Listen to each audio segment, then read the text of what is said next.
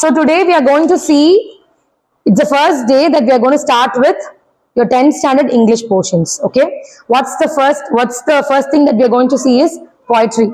So I will be bilingual, Tamilum pesva, Englishum pesva, so that you can easily understand. Clear? Sorry, what's the title of the poetry? Snake. So the snake poetry yaar eludna? D.H. Lawrence.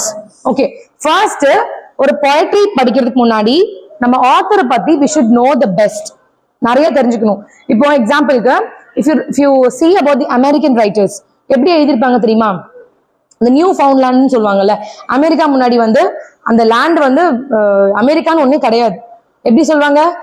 அவங்க எல்லாருமே இந்த வார்ல அவங்க எல்லாரும் ஒவ்வொரு கண்ட்ரிக்கா மாறும் போது தான் they found a new land, and that's how Americans எல்லாம் என்ன பண்ணாங்க, அந்த இன்னொரு இடத்துல இருந்து ஒரு நியூ ஃபவுண்ட் லேண்ட் வந்தாங்க.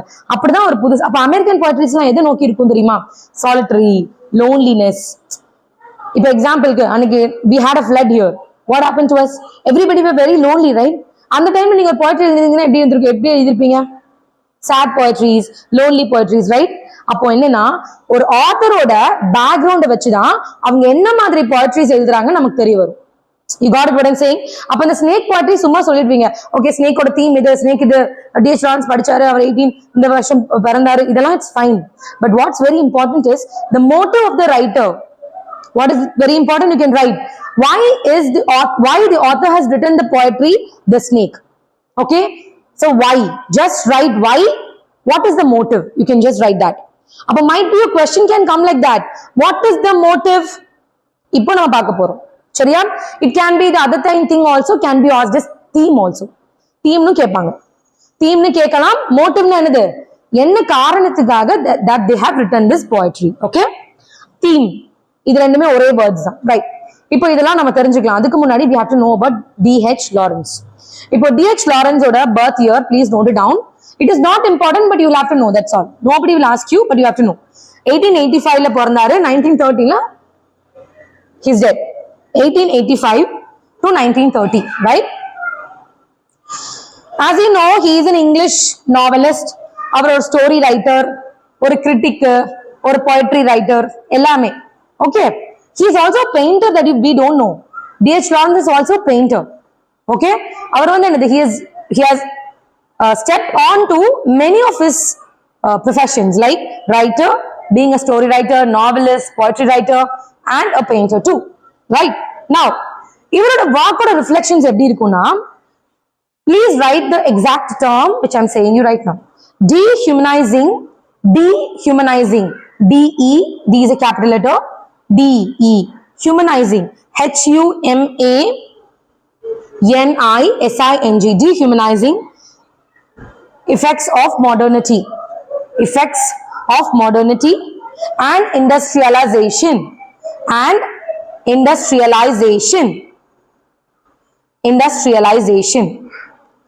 Okay, so what is the meaning of this? Abdina, listen, what is dehumanizing effort? இப்ப எக்ஸாம்பிளுக்கு என்னதான் இருந்தாலும் ஒரு எறும்பு போச்சு, சும்மா போச்சுன்னா என்ன பண்ணுவீங்க? நீங்க விட்டுருவீங்க. ஆனா அதுவே உங்களுக்கு கடிக்க வர மாதிரி வந்துச்சுன்னா ஒரு மிதி, அதுதான் dehumanizing. You got what I'm saying? அதே மாதிரிதான் அந்த கதையிலும் நடக்க போகுது. ஸ்னேக் போய்ட்ரிலையும் இங்க எறும்பு வச்சு சொன்னேன், அங்க எதை வச்சு சொல்ல போறேன்? ஸ்னேக். ஓகே, ஆனா அந்த ஸ்னேக் ஒன்னும் பண்ணல. ஆனாலும் ஒரு ஹியூமன்ஸ்க்கு there are two mind. என்னது? ஒரு மைண்ட் என்ன சொல்லும்? இப்படி பண்ணாத. இன்னொரு மைண்ட் என்ன சொல்லும்? பண்ணு. You have to do it.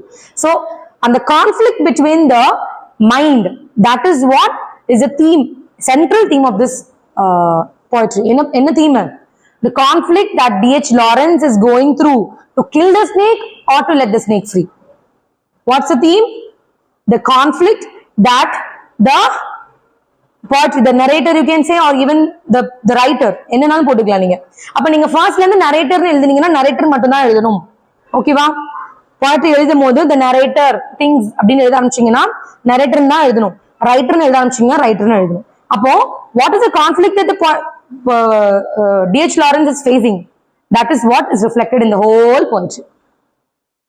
ஒரு விஷயம் நம்ம பண்ணிட்டோம். இப்ப எக்ஸாம்பிளுக்கு சின்ன குழந்தைய யாராவது நம்ம திட்டிட்டோமோ அடிச்சிட்டோமோ, அப்ப என்ன பண்ணுவோம்? திட்டுறதுக்கு முன்னாடி என்ன நினைச்சிருப்போம்? திட்டுறதுக்கு அப்புறம் என்ன நினைச்சிருப்போம்? திட்டிருக்க வேண்டாமோ? கரெக்டா? ஆனா பண்றதுக்கு முன்னாடி நம்ம அது யோசிக்கல, ஆனா பண்ணதுக்கு அப்புறம். ஆனா லாரன்ஸ் அப்படி கிடையாது.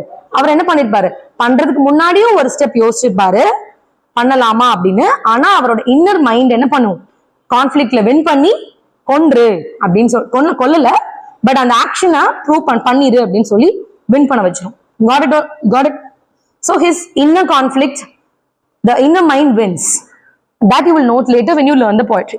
அதுதான் அந்த சென்ட்ரல் தீம் ஆஃப் அவரோட எஸ்ஸேஸ். அவங்க போயட்ரிஸ் எல்லாமே இந்த இதை பேஸ் பண்ணி தான் இருக்கும். Industrialisation and dehumanising effects. Yeah, you got it? What is meant by industrialization? See, I told you during his period, a lot of new industries started emerging. Revolutionary period ஆச்சு அவர் இந்த செஞ்சுரியில. அப்ப என்னன்னா அவரோட போயட்ரி எப்படி இருந்துச்சு, ஹியூமன்ஸ்லாம்.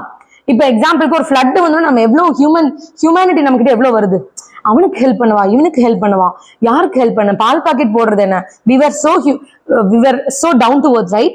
ஆனா அதுவே உங்ககிட்ட ஒரு 2 crore rupees நான் கொடுக்குறேன், will you show the same humanity to people around you? Very rare. கரெக்டா? அப்ப என்ன சொல்றேன்னா இண்டஸ்ட்ரியேஷன்ஸ் வந்ததுக்கு அப்புறம் பீப்புளோட மைண்ட் எப்படி மாறுச்சு, ஹை, ரொம்ப திமிரா மாறுச்சு. அப்ப என்னாச்சு, யாருமே பாக்குறது இல்ல, எல்லாரும் எப்படி மிதிச்சுட்டு they wanted to grow higher. You got it? அதே மாதிரிதான் டீஹியூமனைஸ், அதுக்கும் இதுக்கு ஈக்குவல் ஆயிடுச்சா, இப்போ இண்டஸ்ட்ரியலைசேஷனுக்கும் டீஹியூமனைசிங்கும் ஈக்குவல் ஆயிடுச்சா? அப்ப அவர் போயட்ரி எப்படி இருக்கும், ரிஃப்ளெக்ட் பண்ணும், it's only dehumanizing and industrialization effects. Got it? இதை வச்சுதான் அவர் ஹோல் ஸ்னேக் போயம் இருக்கும். இப்போ உங்களுக்கு பேக்ரவுண்ட் புரிஞ்சுதா? ஒரு போயட்ரி படிக்கிறதுக்கு முன்னாடி ஆத்தரோட பேக்ரவுண்ட் நிறைய தெரிஞ்சுக்கணும். அவர் எங்க பிறந்தாரு முக்கியம் இல்ல, பட் எதுக்காக எழுதுறது, motive is done now clear. So உங்களுக்கு தீம்னு கேட்டா சூப்பரா எழுதிடலாம். இதை வச்சு இது உங்களுக்கு தெரியுது, ஆனா நீங்க போயட்ரி கான்டெக்ஸ்டோட சேர்த்து எழுதும் போது essay will become very nice. Clear now? Okay, now let us. Okay, so the main theme of this poetry is man actually fails to respect the creature around. Man fails to respect the creature around. Yeah? எப்படி அந்த ஸ்னேக்கை வந்து என்னதான் மனசு சொன்னாலும், ஆனா என்னது புத்தி சொல்லல, to kill the snake, to actually put the log onto the face of the snake. Yes, man actually fails to kill or fails to respect the creature. சரியா? Now let's get into the poetry now. Now we got, what's the background of the story, children? Yes? Yeah? Are you clear? Okay.